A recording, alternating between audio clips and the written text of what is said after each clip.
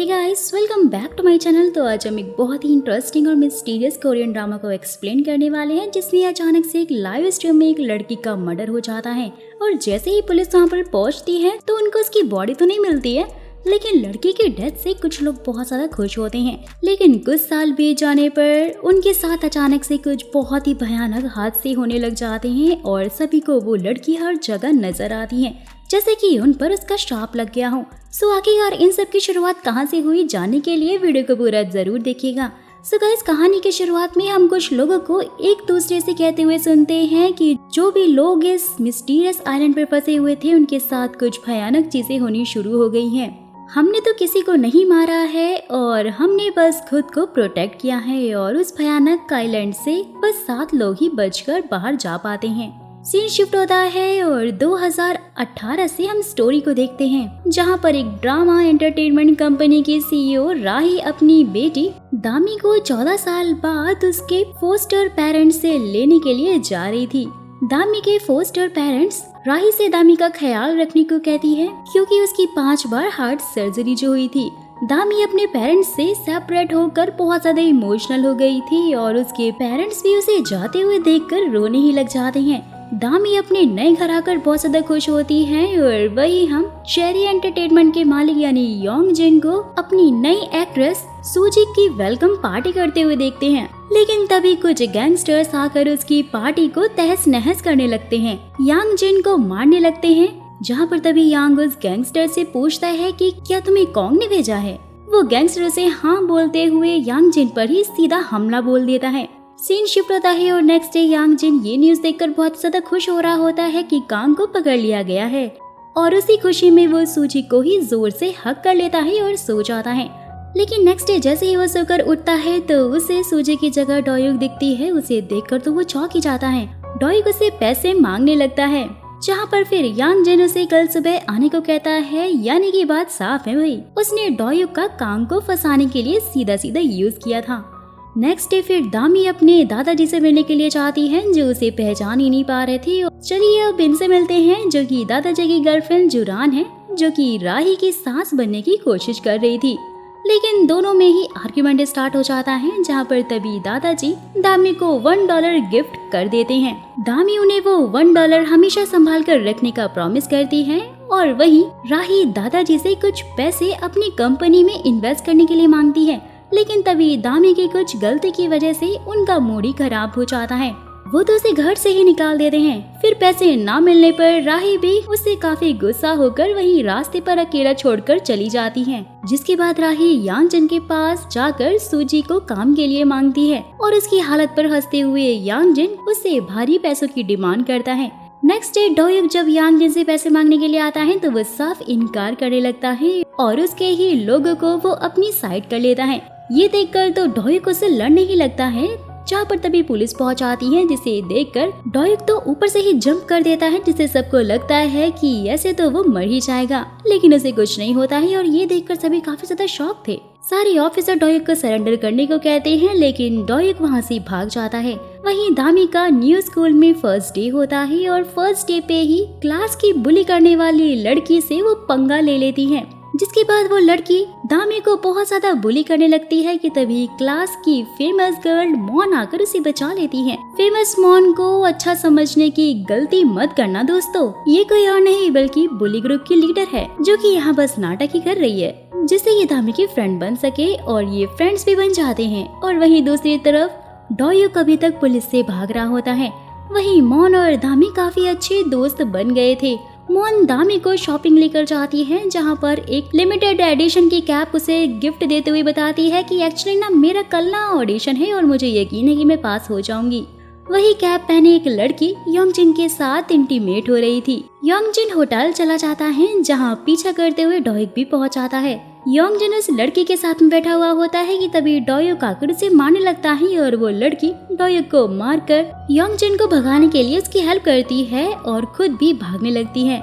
जैसे ही डोयुक उसको पकड़ने की कोशिश करता है तो उसके हाथ में दामी की आइडिया जाती है।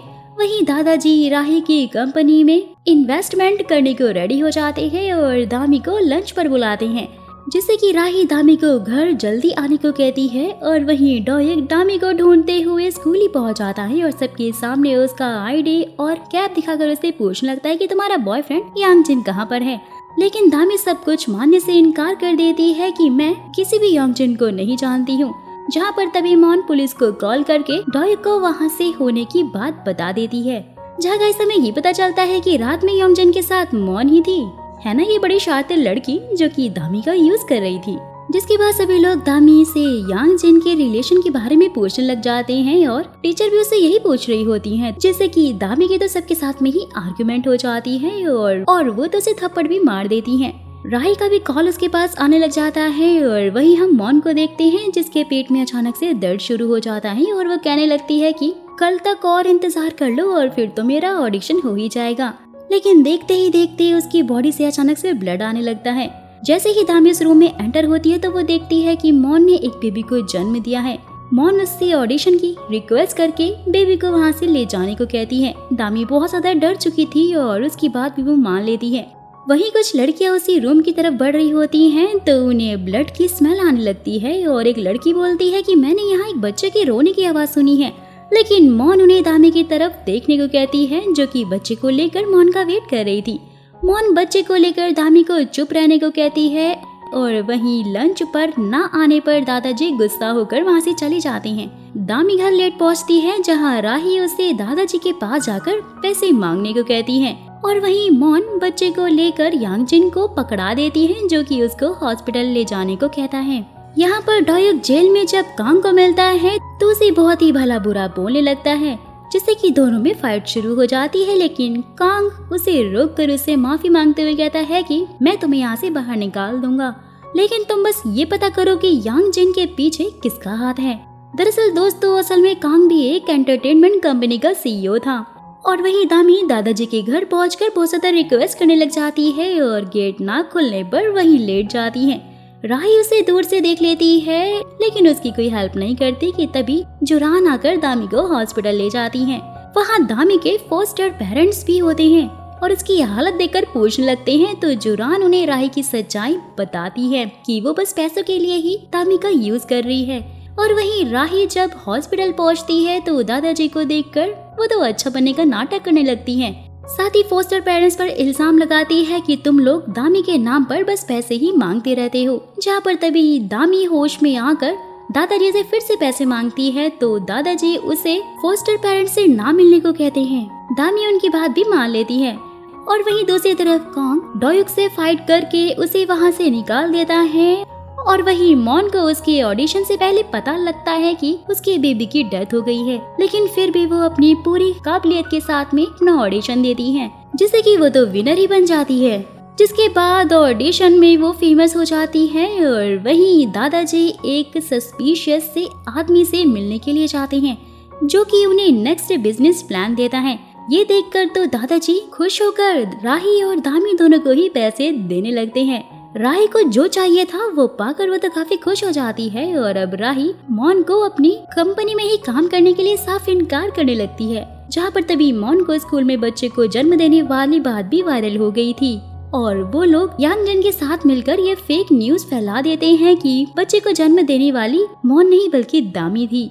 और तो और साथ ही मॉन के पास कुछ एविडेंस भी होते हैं। सभी लोग मिलकर दामी को फिर से बहुत ज्यादा परेशान और बुली करने लगते हैं। ये बात दामी के फोस्टर फादर ली को पता चल जाती है। स्कूल प्रिंसिपल भी उसकी टीचर से पूछता है कि क्या ये सारी बातें आप लोग को पहले से ही पता थी, जिसमें वो हाँ बोलती है वो तो स्कूल में आने से पहले ही प्रेग्नेंट थी। जब सब बात दामी से पूछी जाती है तो वो साफ साफ इनकार करके मॉन से बात करने को कहती है और वही मॉन राही के साथ में कॉन्ट्रैक्ट को साइन भी कर लेती है। वहीं दूसरी तरफ डॉयक यांग जिन के रूम में रिकॉर्डर लगाकर उसकी बात सुन रहा होता है, जहां यांग जिन बहुत ज्यादा खुश होते हुए किसी को बता रहा था कि कैसे हमने दामी को फंसा दिया है और ये जानकर उसे काफी गिल्ट होता है कि उसने दामी को कितना गलत समझा था। वही दामी मॉन से मिलकर सबको सच बताने के लिए कहती है, लेकिन मॉन तो उसे साफ साफ इनकार करने लगती है। तो दामी उसे धमकी देती है कि अब वो सबको सब कुछ जाकर सच बता देगी।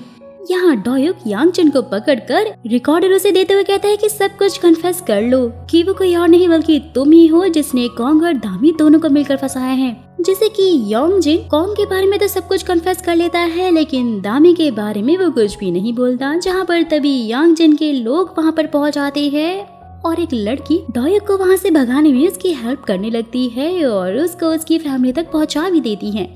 वहीं दूसरी तरफ दादाजी ये न्यूज सुनकर दामी को बहुत ज्यादा डांट रहे होती हैं। जुरान जो कि एक डॉक्टर थी वो भी दादाजी की साइड ही ले रही थी। खैर वो तो जानते ही थे कि एक दिन कोई लड़की दामी के नाम से हॉस्पिटल भी आई थी और वो कोई और नहीं बल्कि मॉन थी। तभी वो अपनी प्रेगनेंसी की न्यूज दादाजी को देकर उन्हें भी खुश कर देती है। वहीं हम देखते हैं 14 साल पहले जब राही दामी के इलाज के लिए अपने हस्बैंड के पास पैसे मांगने गई थी तो उसने उसे वहां से भगा दिया था और इसलिए वो दामी को एक ब्रिज पर ही छोड़ गई थी। और वहीं प्रेजेंट में जब दामी राही से कहती है कि आपको तो बस पैसों से ही प्यार है और इसलिए आपने मुझे छोड़ दिया था ना, ये सुनकर तो राही उसे बहुत ज्यादा मारती है। दामी फिर अपने फोस्टर पेरेंट्स के पास वापस पहुंच जाती है जिन्हें दामी पर पूरा भरोसा था। नेक्स्ट डे दामी ली के साथ स्कूल पहुंच जाती है। दामी तो अंदर चली जाती है लेकिन वहाँ खड़े लोग ली को मारने लगते हैं। दामी अंदर आकर बहुत ज्यादा चिल्लाकर सबसे पूछती है कि क्या यहाँ पर ऐसा कोई है जिसने मुझे बच्चे को जन्म देते हुए देखा हो।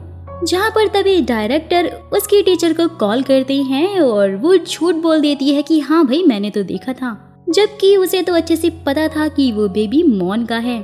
दामी ब्रेकफास्ट रूम में जाकर सबको बताने लग जाती है कि वो बच्चा मेरा नहीं बल्कि मॉन का था। जहाँ पर तभी मॉन उससे नाटक करते हुए सबके सामने ही उसको चेक करने को कहती है जिसमें उसकी सोनोग्राफी रिपोर्ट भी निकल जाती है जिससे सभी लोगों को और विश्वास हो जाता है कि वो कोई और नहीं बल्कि दामी ही थी। जिसके बाद डायरेक्टर तो उसे स्कूल से ही निकाल देते हैं। स्कूल से निकलते ही दामी को तो रिपोर्टर से घेर लेते हैं कि तभी डोयुक जो कि एविडेंस लेकर पुलिस स्टेशन के सामने खड़ा हुआ था वो अचानक से जाकर दामी की हेल्प करता है। जहां पर फिर एक रिपोर्टर डोयुक की चेन देखकर चिन्मू को कॉल कर देता है, बोलता है कि डोयुक मिल गया है। वहीं एक पुलिस ऑफिसर नामचुल वो जबरदस्ती दामी के फोस्टर पेरेंट्स के घर में छानबीन करते हुए डोयुक के बारे में पूछ रहे होते हैं। और वहीं डोयुक भी दामी से माफी मांगते हुए कहता है कि इन सब के पीछे कोई और नहीं बल्कि यांगजिन का ही हाथ है और तो और तुम्हें हर हाल में खुद को निर्दोष साबित करना ही होगा। जहाँ पर तभी दादाजी उसे विक्टिम सपोर्ट सेंटर का नंबर सेंड करके उससे हेल्प मांगने को कहते हैं। वो लोग जा ही रहे होते हैं कि तभी यांगजिन वहाँ पहुँच जाता है और डोयुक दामी को वहाँ से भगाकर खुद उनसे फाइट करता है। वहीं मॉन भी अपना एक इंटरव्यू दे रही होती है और राही भी वहाँ पर पहुँच जाती है कि तभी सभी के पास मैसेज आता है जो लोग दामी से जुड़े थे जिसमें लिखा था कि आज मैं फॉरेस्ट में सबकी सच्चाई बता दूंगी। और ये देखकर तो राही किसी को फोन लगाकर दामी को मारने का ही ऑर्डर देने लगती है। How mean. वेल तो वहीं एक लड़की जिसने डोयुक की हेल्प की थी वो उसकी एंगेज्ड हो जाती है और उसकी फैमिली को ही पकड़वा देती है। योंगजिन भी सभी को पानी में फेंक देता है। दरअसल असल में योंगजिन के ब्लैकमेल करने पर ही उस लड़की ने ये सब कुछ किया था। और जैसे ही डोयुक को होश आता है वो तो अपनी फैमिली को सेफ पाता है और फैमिली की धमकी देते हुए योंगजिन उससे खुद के लिए काम करने को बोलता है। वहीं सभी लोग फॉरेस्ट पहुंच जाते हैं। वहीं कोई आदमी ली को बहुत सारा ड्रग देकर कहीं पर ले जाने लगता है। दामी लाइव आकर सबके सामने बोलती है कि किसी ने जो एक्सपेक्ट नहीं किया था वही हुआ है। मेरे फादर ने मुझे धमकाया है और बोला है कि मेरी हेल्प करो। वो ये सब कुछ बोल ही रही होती है कि तभी उसे कोई शूट कर देता है। और जब पुलिस वहाँ पर पहुँचती है तो ली उन्हें नशे की हालत में दामी दामी कहते हुए मिलता है। वहीं डोयुक पुलिस को जाकर बयान देता है कि मुझे कॉन्ग ने भड़काया था। योंगजिन की तो कोई गलती ही नहीं है और उसे न्यूज से दामी की डेथ के बारे में भी वही पता चल जाता है। सो गाइस फिलहाल तो यहीं पर इन एपिसोड का दी एंड हो जाता है। आगे इस कहानी में और भी ऐसे राज हैं जो कि खुलने वाले हैं और इतनी मिस्टीरियस स्टोरी है, मुझे तो बहुत ज़्यादा अच्छी लगी एंड आई होप कि आपको भी पसंद आई होगी। बाकी की स्टोरी ना मैं आपको अपनी नेक्स्ट वीडियो में बताऊंगी और अगर आप चाहते हो कि वो जल्द से जल्द मैं उसे एक्सप्लेन कर दूँ तो फटाक से कमेंट बॉक्स में नेक्स्ट एपिसोड जरूर लिख दीजिएगा। जाने से पहले चैनल को सब्सक्राइब और वीडियो को लाइक करना मत भूलिएगा जिससे कि मेरी नेक्स्ट वीडियो ना आपको सबसे पहले मिल जाए।